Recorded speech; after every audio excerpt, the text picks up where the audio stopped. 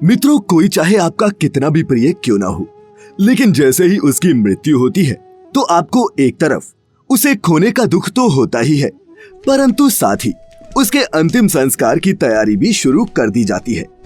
यही नहीं, गरुड़ पुराण में तो आपको ये तक लिखा मिलता है कि जब तक गांव मोहल्ले में किसी की लाश पड़ी रहती है तब तक घरों में ना तो पूजा पाठ की जाती है और ना ही किसी के घर में चूल्हा जलता है। लेकिन इतने प्रतिबंध बताए जाने पर भी यदि किसी की मृत्यु सूर्यास्त के बाद हो जाए तो उसके अंतिम संस्कार के लिए सुबह तक रुका जाता है। क्या आपने कभी इस पर ध्यान दिया है? और यदि हाँ, तो क्या कभी आपके मन में ये सवाल उठा है कि आखिर ऐसा क्यों किया जाता है? यदि हाँ, तो मित्रों चिंता ना करें, आपके इन्हीं सवालों के जवाब आज की हमारी इस वीडियो में मौजूद हैं। तो चलिए शुरू करते हैं आज की ये खास वीडियो। नमस्कार और स्वागत है आपका द डिवाइन टेल्स पर एक बार फिर। मित्रों, गरुड़ पुराण में मृत्यु से संबंधित ऐसी बहुत सी मान्यताएं हैं जिनका पालन करना सनातन धर्म से जुड़े प्रत्येक मनुष्य के लिए अनिवार्य है।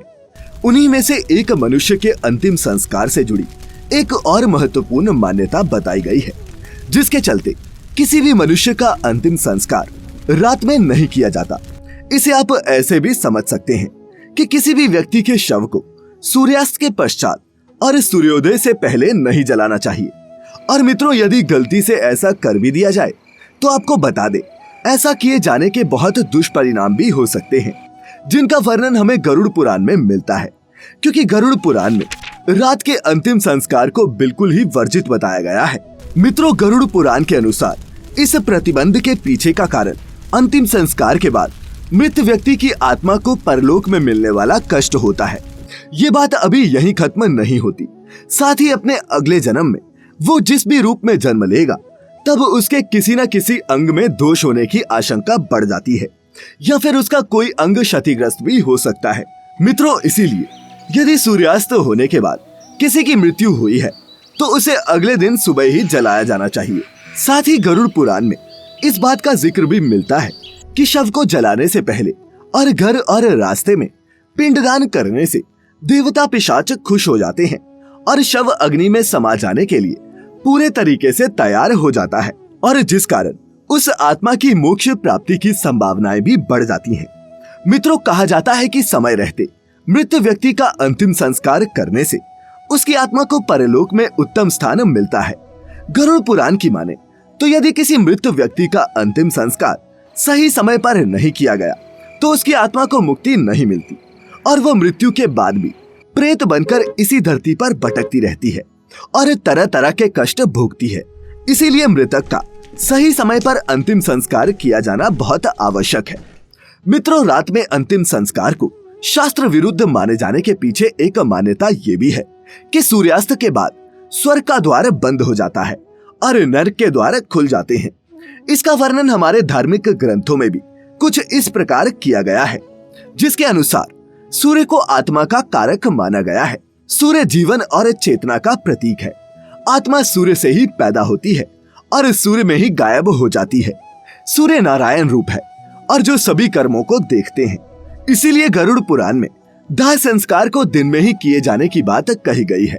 कहा जाता है कि ये वह समय है जब सूर्य का द्वार खुला होता है, लेकिन शाम ढलने के बाद ये द्वार बंद हो जाते हैं, जिस कारण अब ये क्रिया करने से आत्मा परलोक नहीं पहुंच पाती। मित्रों, पौराणिक ग्रंथों में इससे जुड़ा एक बहुत ही महत्वपूर्ण और रोमांचक तथ्य मिलता है, जिसके अनुसार यदि किसी व्यक्ति की मृत्यु रात में हुई है, जैसे कि गरुड़ पुराण में बताया गया है, आप उसका दाह संस्कार रात में तो कर नहीं सकते, लेकिन इस दौरान कुछ और महत्वपूर्ण तथ्यों को ध्यान में रखने को कहा गया है, जिनके अनुसार ऐसा होने की स्थिति में शव को कभी भी घर के अंदर न रखें, बल्कि मृतक के शरीर को तुलसी के पौधे के पास दीपक जलाकर रखने की बात कही गई है। इसी के साथ ये भी बताया गया है कि मृतक के शव को कभी भी अकेला न छोड़े, क्योंकि उस वक्त मृतक के पास नकारात्मक शक्तियों के हावी होने का डर रहता है। इसके बारे में अगर आप और जानना चाहते हैं तो हमारी इस विषय पर वीडियो आप ऊपर आई बटन पर क्लिक करके भी देख सकते हैं। इसीलिए किसी न किसी को लाश के पास बैठना ही चाहिए और भगवान से उस मृतक की आत्मा की मोक्ष प्राप्ति की प्रार्थना करनी चाहिए। इससे मृतक की आत्मा को शांति मिलती है। यदि आप इन सब से अनजान उस लाश को अकेला छोड़ देते हैं, तो इस दौरान उस शरीर में मृत व्यक्ति की आत्मा तो नहीं होती, जो मृत व्यक्ति के उस शरीर को एक खाली घर की तरह बना देती है, जो कि किसी भी बेघर को उस खाली घर में प्रवेश करने के लिए आमंत्रण दे सकती है। जैसे कोई भी आत्मा उस खाली शरीर में प्रवेश करने का प्रयास भी कर सकती है, और ऐसा जरूरी नहीं कि वो कोई पुण्य आत्मा ही हो, बल्कि वो कोई बुरी आत्मा भी हो सकती है। इसीलिए शरीर को बुरी आत्माओं से बचाने के लिए लाश के करीब ही रहना चाहिए। और मित्रों, हिंदू धर्म में सूर्यास्त के बाद दाह संस्कार इसलिए भी नहीं किया जाता क्योंकि रात में आसुरी शक्तियां प्रबल हो जाती हैं, जो उस मृत परिजन के मोक्ष के मार्ग में बाधा उत्पन्न कर सकती हैं। ये भी एक महत्वपूर्ण तथ्य है। हमारे समाज के ही किन्नर समुदाय का अंतिम संस्कार रात में ही करने का विधान है। ऐसा क्यों किया जाता है और इसके पीछे का कारण क्या है, इससे जुड़ी वीडियो भी हमारे चैनल पर मौजूद है। मित्रों, जैसा कि आप सबको पता ही है कि सनातन धर्म में मनुष्य के लिए जन्म से लेकर मृत्यु तक 16 संस्कार बताए गए हैं।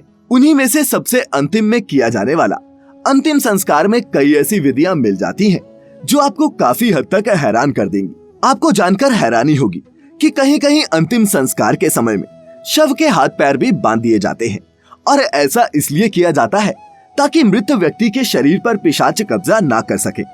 मित्रों, हिंदू सनातन धर्म में पार्थिव शरीर को सूर्यास्त से पूर्व दाह संस्कार करने का नियम है, लेकिन किन्नर समुदाय के अलावा ऐसे कुछ और भी अपवाद हैं जिन पर यह नियम लागू नहीं होता। जैसे कि सनातन धर्म में ही साधुओं को समाधि और सामान्य जनों का दाह संस्कार किया जाता है, लेकिन साथ ही इसके पीछे के कारणों को भी स्पष्ट किया गया है। साधु को समाधि इसलिए दी जाती है क्योंकि ध्यान और साधना से उसका शरीर एक विशेष ऊर्जा और ऑरा लिए हुए होता है, इसीलिए उसकी शारीरिक ऊर्जा को प्राकृतिक रूप से विसरित होने दिया जाता है।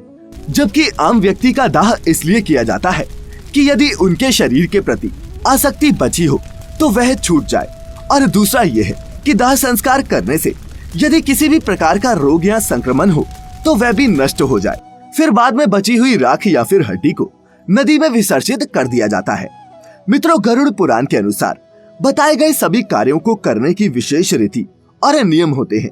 रीति और नियम से किए गए कार्य से ही आत्मा को शांति मिलती है और अगले जन्म अर्थात नए शरीर में उसके प्रवेश के द्वार खुलते हैं या फिर वह स्वर्ग चला जाता है। हिंदुओं में साधु संतों और बच्चों को दफनाया जाता है, जबकि सामान्य व्यक्ति का अंतिम दाह संस्कार किया जाता है। उदाहरण के लिए गोसाई, नाथ और बैरागी संत समाज के लोग अपने मृतकों को आज भी समाधि देते हैं, लेकिन दोनों ही तरीके यदि वैदिक रीति और सभ्यता से किए जाएं तो उचित समझे जाएंगे। मित्रों, गरुड़ पुराण में दाह संस्कार की एक निश्चित विधि को बताया गया है, जिससे जुड़ी संपूर्ण जानकारी आपको हमारे चैनल पर मिल जाएगी। शास्त्रों के अनुसार शरीर पृथ्वी, जल, अग्नि, वायु और आकाश इन 5 तत्वों से बना है, और जब किसी का अंतिम संस्कार किया जाता है तो वह सभी 5 तत्व वापस जाकर उसी में विलीन हो जाते हैं। इसीलिए मनुष्य के जीवन का उस अंतिम संस्कार को पूर्ण विधि विधान और बिना किसी चूक के करना चाहिए। मित्रों, उम्मीद करते हैं कि आपको रात में अंतिम संस्कार न किए जाने के कारणों का पता चल गया होगा। आपको हमारी आज की ये वीडियो कैसी लगी, नीचे कमेंट करके अवश्य बताएं, और ऐसी ही और भी धार्मिक और आध्यात्मिक जानकारी के लिए हमारे YouTube channel the divine tales को सब्सक्राइब करें, और Facebook पर देखने वाले लाइक करें हमारे Facebook पेज को। आज के लिए फिलहाल इतना ही, अब इजाजत दें। आपका बहुत बहुत शुक्रिया।